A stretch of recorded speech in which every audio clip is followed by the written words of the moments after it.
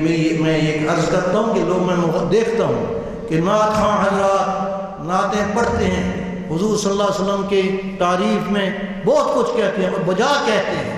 حضور صلی اللہ علیہ وسلم جس ثنا کے مستحق ہیں، ہم جو بھی ثنا کریں وہ اس سے بھی آگے ہے۔ خدا کے لیول پر اس کو نہ لے جائیں، پر نیچے جو کچھ بھی ہے بعد از خدا بزرگ تو ہی قصہ مختصر، یہ درست ہے۔ لیکن ہم مکلف کس چیز کے ہیں؟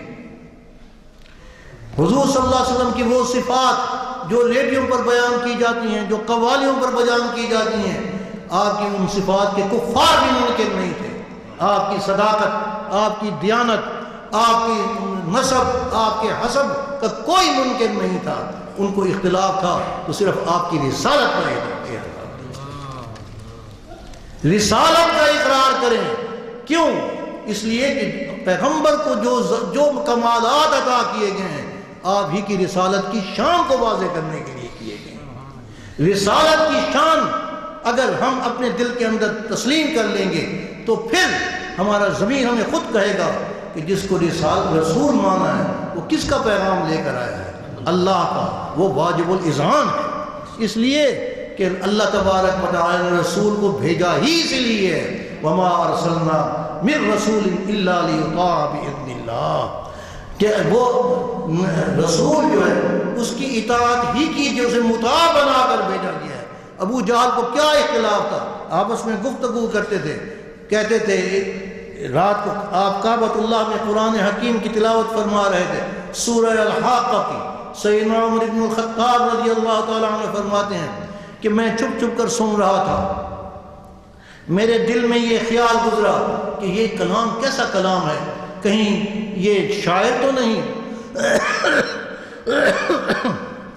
تو فوراً حضور صلی اللہ علیہ وسلم نے یہ آیت پڑھی، فَلَا أُقْسِمُ بِمَا تُبْصِرُونَ وَمَا لَا تُبْصِرُونَ إِنَّهُ لَقَوْلُ رَسُولٍ كَرِيمٍ وَمَا هُوَ بِقَوْلِ شَاعِرٍ قَلِيلًا مَا تُؤْمِنُونَ۔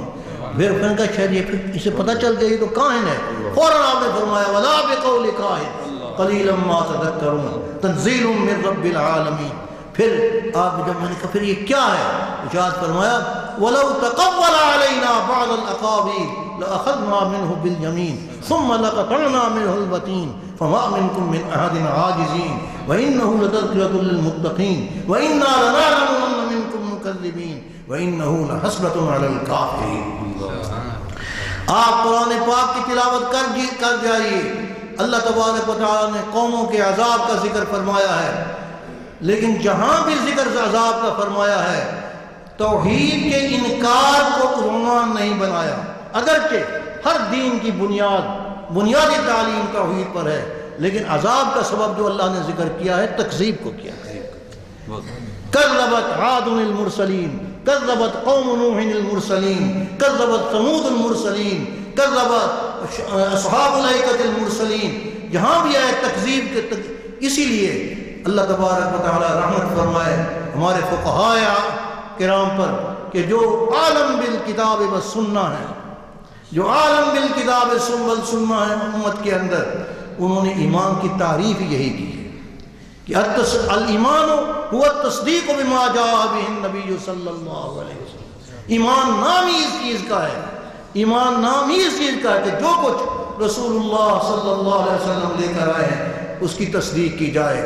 تو پھر اکٹھے ہوئے، ابو جہل بھی سن رہا تھا، عمر کہتے ہیں کہ میں بھی سن رہا تھا، ابو جہل بھی تھا، دوسرے کفار بھی تھے، ہم نے آپس میں گفتگو کی کہ کیسا ہے کلام، کہنے لگے بات تو ٹھیک کہتے ہیں، بات ٹھیک ہے، پھر مانتے کیوں نہیں ہو، مان کیوں نہ لیں؟ کہنے لگے اس لیے کہ اگر مان لیں تو پھر بھتیجے کی غلامی کرنی پڑتی ہے، یہ نہیں ہوتا۔